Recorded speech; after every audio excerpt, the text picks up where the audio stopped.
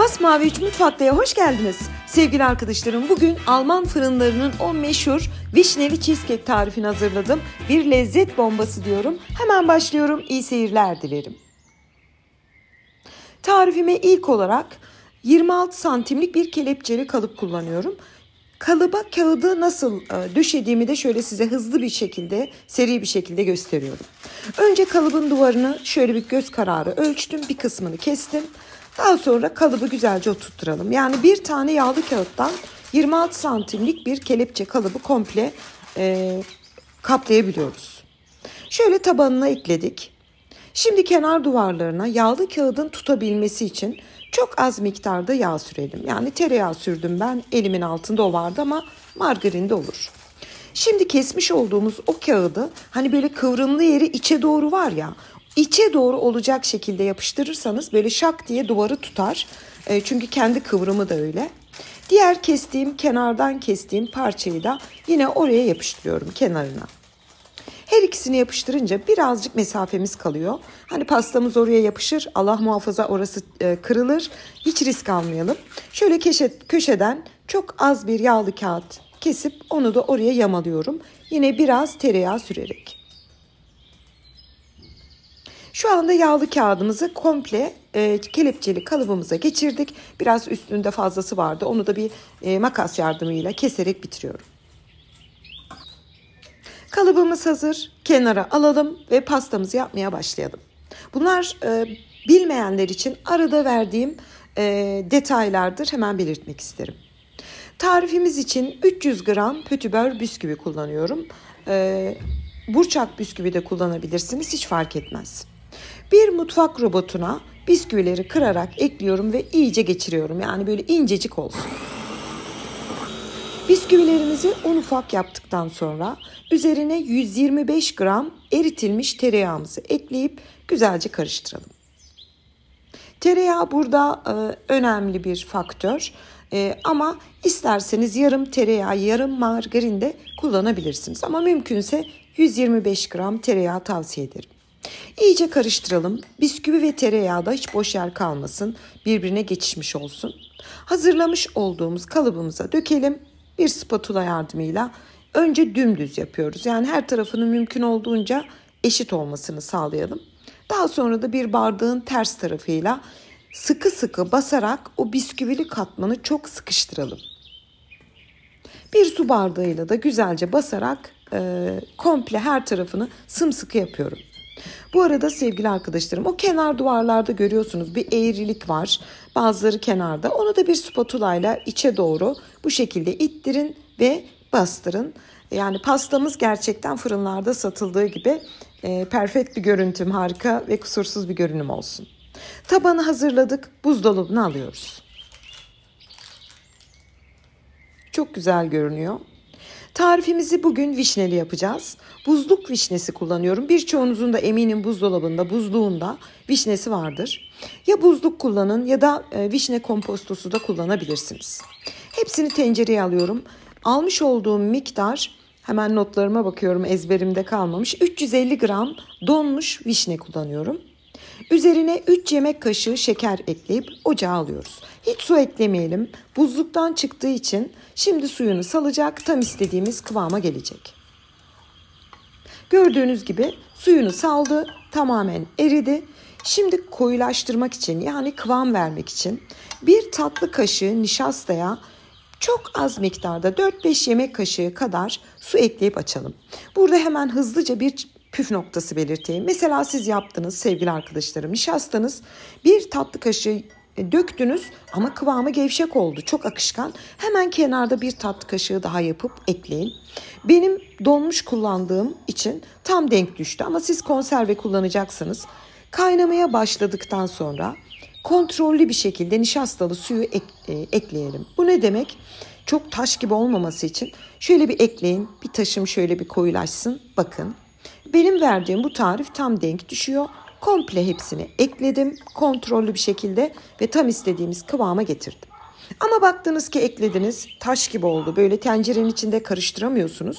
Hemen biraz vişne suyu veya normal arıtılmış su ekleyip bu kıvama getirin. Yani bunlar önemli püf noktaları. Tarifiniz olmadı, yanlış oldu değil, kurtarıcı püf noktalarıdır. Bir taşım kaynatıyorum. Sosumuz hazır. Onu ben cam bir kaseye aldım. Daha kolay soğuması için. Çünkü cheesecake'imize kullanırken kaynar olmaması gerekli. Kıvamını da görüyorsunuz. Çok güzel bir kıvamı var. Vişnelerimizi soğumaya bırakalım. Cheesecake'imiz için gerekli malzemeler: 700 gram labne kullanın. Ben 350 gram labne, 350 gram süzme yoğurt kullandım. Toplamda 700 gram. 1 paket sıvı krema, 1 su bardağı şeker, 3 tane yumurta. Yumurtalar gördüğünüz gibi orta boy. Çok küçükse 4 tane eklemenizi tavsiye ederim. 1 paket vanilya şekeri, 1 dolu yemek kaşığı nişasta ekleyelim. 1 tane de limonumuz var. Limonun komple kabuğunu, hiç boş yer kalmayacak şekilde rendeliyorum. Ve daha sonra da 1 tane limonun suyunu da komple içine sıkalım. Bütün detayları elimden geldiğince veriyorum sevgili arkadaşlarım.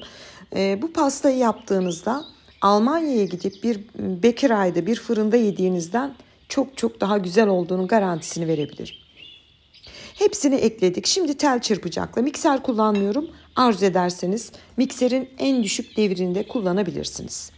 Bir tel çırpacakla pürüzsüz oluncaya dek karıştırıyorum. Bu aşamayı da atlamadım.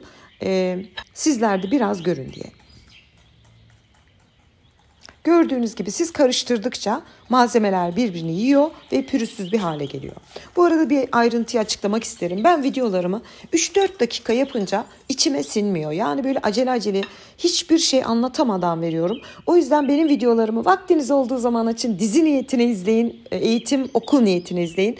Kısa videoları sevmiyorum sevgili arkadaşlarım. Bu şekilde tüm detayları anlatıp arada sohbet edip o şekilde tariflerimi vermek beni daha çok mutlu ediyor. Şimdi buzdolabına aldığımız iç harcımızı hazırladık. Buzdolabına aldığımız kalıbı çıkaralım. Kenarda tamamen soğumuş olan vişneli bir sos pişirdik biliyorsunuz. Onu tabanına hiç boş yer kalmayacak şekilde vişneleri de böyle tane tane güzel olacak şekilde yayalım.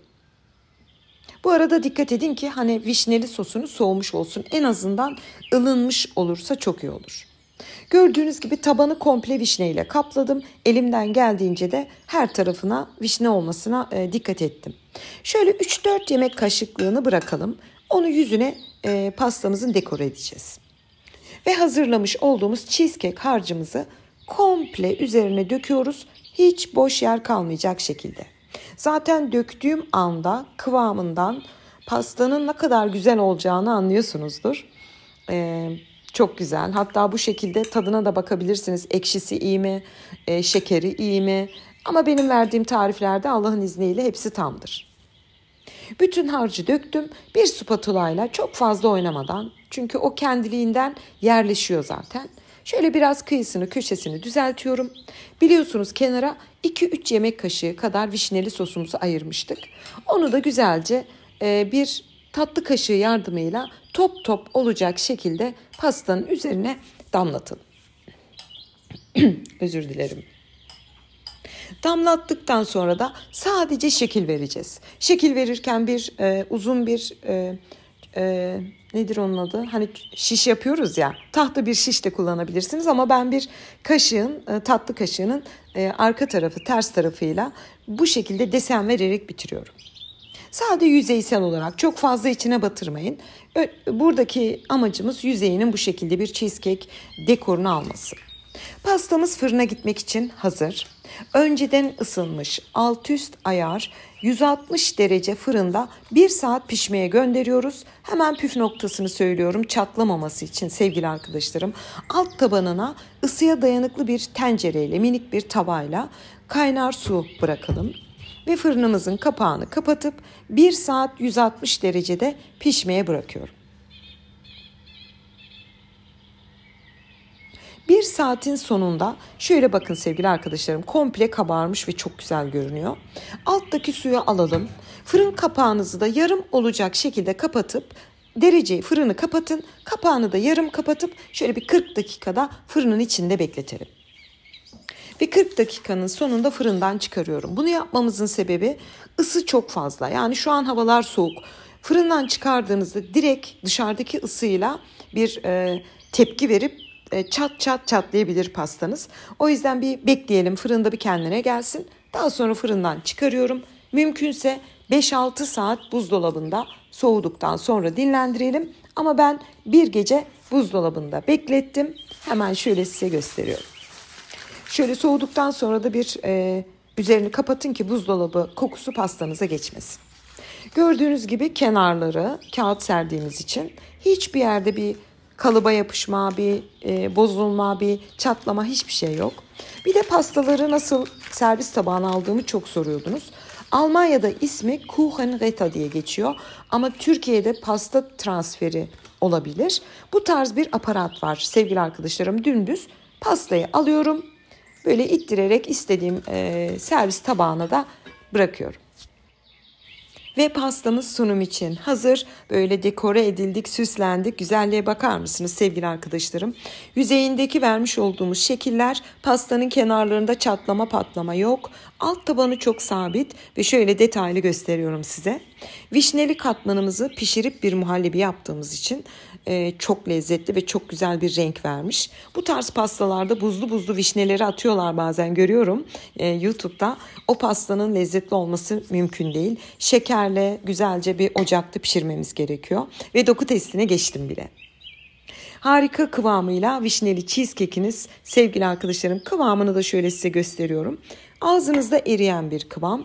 Burada bir şeye daha dikkatinizi çekerim. Alt taban kıyır kıyır. Yani böyle çamurlaşmamış, hamurlaşmamış bir alt tabanımız var. Çünkü dizip buzdolabına almıştık. Bütün püf noktalarını verdim.